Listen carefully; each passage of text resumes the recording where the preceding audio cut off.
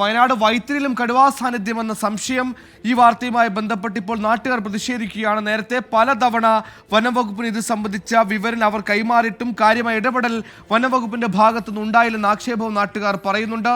ഇപ്പോൾ സുർജിത്ത് ഇപ്പം നമ്മോടൊപ്പം ചേരുകയാണ്. സുർജിത്ത്, അമരക്കുനിയിലെ കടുവയുടെ ആശങ്ക അകറ്റിയ ദിവസങ്ങൾ കഴിയും മുമ്പാണ് പഞ്ചാരക്കുൽ രാധ എന്ന പാവം സ്ത്രീയുടെ ജീവൻ ഒരു കടുവ എടുത്തിരിക്കുന്നത്. ഇതൊക്കെ ഇങ്ങനെ തുടർച്ചയായി ഉണ്ടാകുമ്പോൾ വനം വകുപ്പ് അങ്ങേയറ്റം പ്രയത്നത്തിലാണെന്ന കാര്യത്തിൽ സംശയമില്ല. പക്ഷേ പലപ്പോഴും നാട്ടുകാരുടെ ആശങ്കകൾ കൃത്യമായി അകറ്റാൻ വനം വകുപ്പിന് സാധിക്കുന്നില്ല എന്ന വിമർശനം നമ്മൾ അത് ഉൾക്കൊള്ളേണ്ടതുണ്ട്. കാരണം ഇപ്പോൾ നേരത്തെ ഈ ഒരു വാർഡ് മെമ്പർ ജ്യോതിഷ് കുമാർ നമ്മോട് സംസാരിച്ചപ്പോൾ കഴിഞ്ഞ 5 ദിവസമായി സമാനമായ രീതിയിൽ പലരും കടുവയെ അവിടെ കാണുന്നുവെന്ന വാർത്ത പറയുമ്പോഴും ഊർജിതമായ ഒരു തിരച്ചിലോ മറ്റുമോ വനം വകുപ്പ് ഇതുവരെ തയ്യാറായിട്ടില്ല. പലവിധ തിരച്ചിലിന് വനം വകുപ്പ് സാധ്യമാകും, ക്യാമറകൾ സ്ഥാപിക്കാം, മറ്റ് ശാസ്ത്രീയ വഴികൾ തേടാം.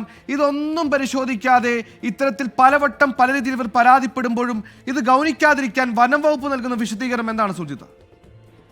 സുഹൈൽ, ഇന്ന് വൈകിട്ടാണ് ഈ ഒരു സംഭവം ഉണ്ടായിരിക്കുന്നത്. ഈ തളിപ്പുഴ ഗാന്ധിഗ്രാമിൽ ജോലി ചെയ്യുന്ന യുവാവാണ് ഈ കടുവയെ കണ്ടിരിക്കുന്നത് എന്നുള്ളതാണ് നമുക്ക് ലഭ്യമാകുന്ന വിവരം. വീട്ടിലേക്ക് പോകുമ്പോഴാണ് ഈ ഒരു സംഭവം ഉണ്ടായത്. അവിടെ ഒരു ഹോട്ടലുണ്ട്, താസ ഹോട്ടൽ. അതിന്റെ പിറക് ഭാഗത്ത് വെച്ചാണ് കടുവ മുന്നിലേക്ക് ചാടിയത് എന്നുള്ളതാണ് പറയുന്നത്.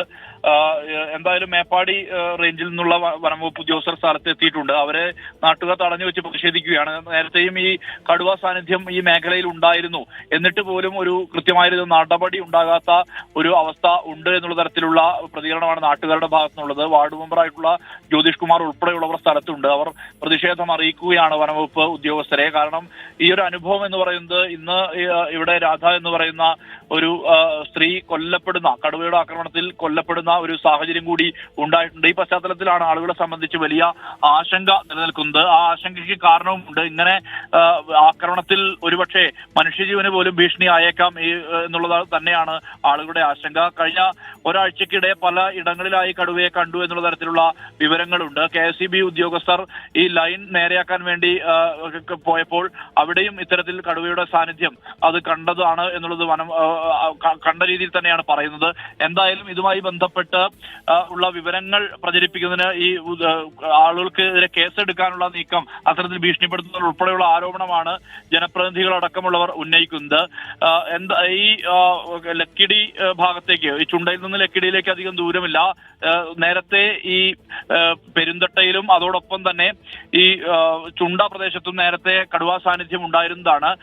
നിരവധി വളർത്തുമൃഗങ്ങളെ ആക്രമിക്കുന്ന നിലയും ഉണ്ടായിട്ടുണ്ട്. പശു അടക്കമുള്ള വളർത്തുമൃഗങ്ങളെ ആക്രമിക്കുന്ന നിലയും ഉണ്ടായിട്ടുണ്ട്. അത്തരത്തിൽ ഉള്ള ആ മേഖലയിൽ ഇറങ്ങുന്ന കടുവകൾ തന്നെയാകാം ഈ ലക്കിടി മേഖലയിലും ഒപ്പം തന്നെ ഈ ചുരം മേഖലയിലും. ചുരത്തിൽ പല ഘട്ടങ്ങളിലും താമരശ്ശേരി ചുരത്തിൽ കടുവയെ കണ്ടു എന്നുള്ള ദൃശ്യങ്ങളടക്കം പുറത്തു വന്നതാണ്. ആ കടുവകളാകാം ഇത് തന്നെ. കടുവാ സാന്നിധ്യമൊക്കെ റിപ്പോർട്ട് ചെയ്ത വനാതിർത്തി മേഖലകളിലും അങ്ങേ ഉൾഗ്രാമങ്ങളിലും അത്യാവശ്യം തോട്ടം മേഖലകളിലൊക്കെയാണ്. ഈ പറയുന്ന സ്ഥലം എന്ന് പറയുന്നത് ദേശീയപാതയോട് വെറും 200 മീറ്റർ ദൂരം മാത്രം. അതായത് ഏകദേശം റോഡ് സൈഡിൽ, റോഡ് വക്കിൽ പോലും കടുവ എത്തി എന്ന അങ്ങേയറ്റം ഭീതിപ്പെടുത്തുന്ന ഒരു വാർത്ത കൂടിയാണ് ഇപ്പോൾ റിപ്പോർട്ട് ചെയ്യുന്നത്.